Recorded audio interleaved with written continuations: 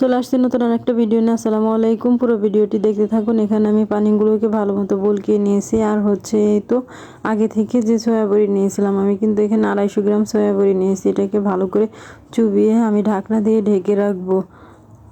আর ঢাকনা খুলে দেখি মাশাআল্লাহ অনেক সুন্দর ফুলেছে। আর পুরো ভিডিওটি দেখতে থাকুন, আশা করি খুবই ভালো লাগবে। যদি ভিডিও ভালো লাগে কাছের মানুষকে শেয়ার করে দিতে ভুলবেন না।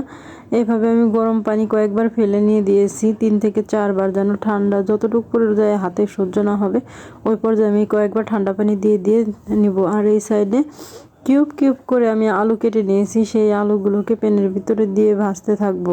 তবে কি জানেন, সয়া বড়ির ভিতরে কিন্তু বিশেষ এই আলুর কাজ, আলু না দিলে কিন্তু খেতে একটু ভালো লাগবে না, আলু দিতেই হবে। আর এই তো এই ঠান্ডা পানি বললাম না কয়েকবার দিয়েছি, এখন ভালো মতো চেপে চেপে তুলে নিব। এভাবেই আমি কয়েকটা বার ধোয়া দিয়েছি। এইভাবে যদি ধুয়ে থাকি তাহলে কিন্তু সয়া বড়ির গন্ধটাও থাকবে না। যারা কখনো খায়নি বা কোনোদিনও খান নাই, এইভাবে যদি রান্না করেন তাহলে কিন্তু মুখে লেগে থাকবে। অসম্ভব টেস্ট আমার কাছে মনে হয়, এবং কি আমাদের ঘরে সবাই খায় বলে কি গোশের মতো লাগে, খুবই ভালো লাগে।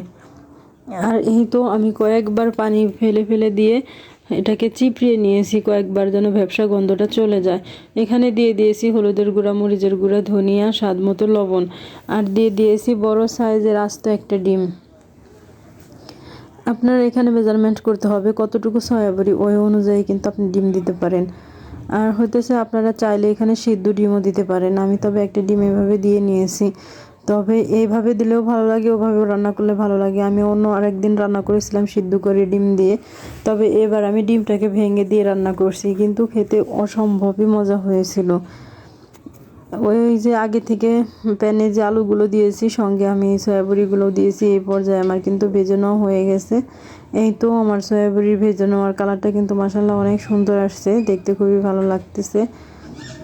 এই পর্যায়ে আপনারা চাইলে এভাবেও বা আরও গাঢ় করে ফ্রাই করেও কিন্তু খেতে পারেন, কারণ এখানে সমস্ত মশলা দেওয়া আছে। এই পর্যায়ে কিন্তু আমার গ্যাস চলে গেছে, যার কারণে আমি হচ্ছে গিয়া রাইস কুকারে রান্নাটা শেষ করতেছি। অর্ধেক রান্না করছি আমি রাইস কুকারে, অর্ধেক করেছি আমি চুলায়। আর এখানে আমি পেঁয়াজ, কাঁচামরিচ, হলুদের গুঁড়া, মরিচের গুঁড়া, ধনিয়া, আদা রসুন বাটা সব কিছু দিয়ে আমি ভালো করে কষিয়ে নিয়েছি। তবে হ্যাঁ, এখানে আমি শুধু তেজপাতা আর দারচিনি দিয়ে দিয়েছি। আর এই তো এভাবে আমি কষিয়ে নেব। জিরা, এলাচ এবং কি গোলমরিচ, এগুলো কিন্তু পরে আমি শুকনো কড়াইতে আর কি টেলে তারপর কিন্তু গুঁড়া করে দেবো। এ পর্যায়ে কিন্তু এগুলো আমি কোনো কিছু দেইনি, একটু করে গরম পানি দিচ্ছি আর কষাচ্ছি। এভাবে 4 থেকে 5 বার আমি কষিয়ে নেব, যতক্ষণ আমার মানে কষানোটা পারফেক্ট না হয়ে আসে ওই পর্যন্ত আমি কষাতেই থাকবো। এ পর্যায়ে কিন্তু আমি ঝোলের পানিটা দিয়ে দিয়েছি অলরেডি। দেখেন মাশাআল্লাহ কালারটা কিন্তু অসম্ভব সুন্দর আসছে। আর এই তো যে বললাম না, জিরা, এলাচ এবং কি গোলমরিচ, লং, এগুলো যাবতীয় মশলা, যে ওই মশলাগুলো কিন্তু আমি গুঁড়া করে দিয়ে দিয়েছি। গুঁড়া করার পর এত সুন্দর একটা স্মেল বের হবে বলার বাইরে, খেতে কিন্তু অসম্ভব মজা হবে। এইখানে আমি সঙ্গে সঙ্গে ঢেলে তারপরে দেখাচ্ছি। তবে এটা যখন ঠান্ডা হয়েছে আরও মাখো মাখো হয়ে আসছে, খেতে কিন্তু অসম্ভব ভালো লেগেছে। ভালো থাকবেন, সুস্থ থাকবেন। আসসালামু আলাইকুম, আল্লাহ হাফেজ।